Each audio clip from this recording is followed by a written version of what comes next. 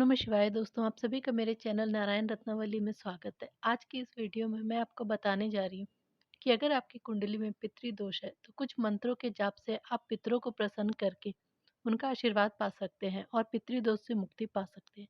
और मैं आपको कहानी सुनाने जा रही हूँ कैसे आस्तिक मुनि ने अपने पितरों का उद्धार किया। वीडियो अच्छी लगे तो कृपया कर मेरे चैनल को लाइक, शेयर, सब्सक्राइब जरूर करें। तो आइए जानते हैं। हमारे जीवन में ज्योतिष शास्त्र का बहुत ही महत्वपूर्ण स्थान है और ज्योतिष शास्त्र के अनुसार कुंडली के अशुभ ग्रहों की युति के कारण ही कई दोष उत्पन्न होते हैं, जिनमें से एक प्रमुख दोष है पितृदोष। अगर कुंडली में पितृदोष हो तो जीवन में कई परेशानियों और कठिनाइयों का सामना करना पड़ता है।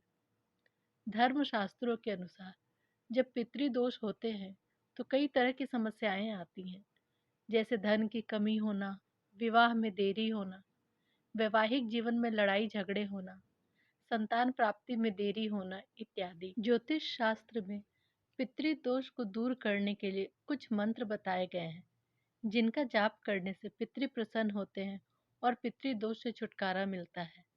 लेकिन इन मंत्रों का जाप किसी पंडित के मार्गदर्शन में ही करना चाहिए। आइए जानते हैं वे मंत्र कौन से हैं। पहला, ओम श्री सर्व पितृ देवताभ्यो नमो नमः। दूसरा, ओम प्रथम पितृ नारायणाय नमः। तीसरा, ओम नमो भगवते वासुदेवाय। इन मंत्रों के निरंतर जप से पितृ प्रसन्न होते हैं और उनकी अधूरी इच्छाएं भी पूरी होती हैं। उनकी आत्मा को भी शांति मिलती है। इन मंत्रों का 108 बार जाप करना चाहिए।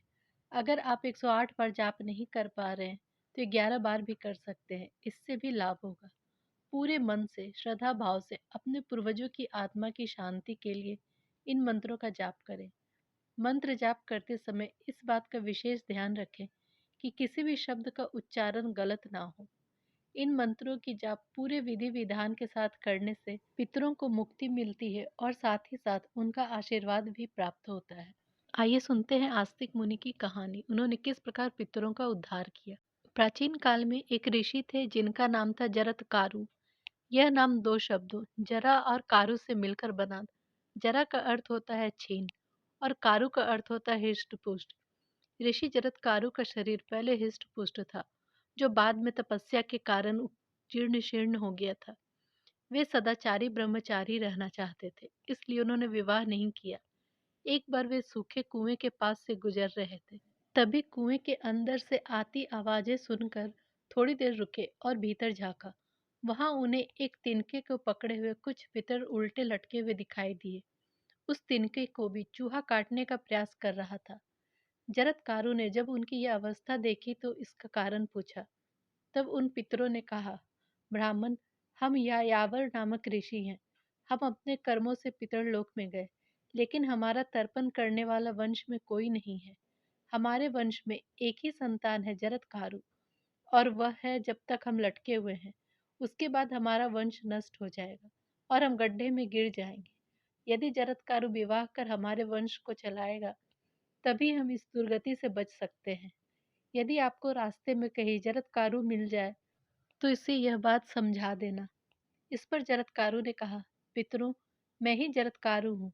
मुझे नहीं मालूम था मेरे कारण आपकी यह दुर्दशा हो रही है। मैं विवाह अवश्य करूंगा, लेकिन तभी करूंगा जब मेरे नाम की ही ब्राह्मण कन्या मिलेगी। इसके बाद जरत्कारु ने कन्या की खोज शुरू कर दी, लेकिन उन्हें जरत्कारु नाम की कन्या नहीं मिली। उधर जब नागलोक के राजा वासुकी को इस बात का पता चला तो वह अपनी बहन जरत्कारु से विवाह का प्रस्ताव लेकर ऋषि के पास गया। वासुकी से ऋषि ने कहा, जिस दिन तुम्हारी बहन मेरा अपमान करेगी, मैं उसी दिन उसे त्याग दूंगा। उनका विवाह हो गया और ऋषि पत्नी सहित नागलोक में ही आनंद से रहने लगे। कुछ समय के बाद उनकी पत्नी जरत्कारु गर्भवती हो गई। खुशी से दिन बीत रहे थे। एक दिन जरत्कारु पत्नी की गोद में सिर रखकर सो रहे थे कि सूर्यास्त का समय आ गया। वे नहीं जागे तो पत्नी ने सोचा कि अगर ठीक समय पर संध्या वंदन नहीं करेंगे तो धर्म भ्रष्ट होगा, और यदि मैं उठाऊंगी तो नाराज होकर मुझे छोड़ देंगे। उसने धर्म मार्ग पर चलना ही ज्यादा सही समझा। उसने ऋषि को जगाकर संध्या वंदन करने का निवेदन किया। ऋषि ने कहा, तुझे सोचना चाहिए था कि मैं नित्य संध्या वंदन करता हूँ, मेरा सूर्य अर्घ्य ग्रहण किए बगैर कैसे अस्त हो सकता है? तुमने मुझे जगाकर मेरा अपमान किया है। मैं प्रतिज्ञा के अनुसार तुम्हें त्याग रहा हूँ। और इसके साथ ही वे तपस्या करने वन में चले गए।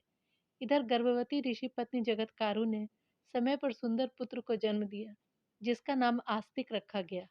उस आस्तिक मुनि ने ही अपने पिता के पितरों का तर्पण कर उनका उद्धार किया।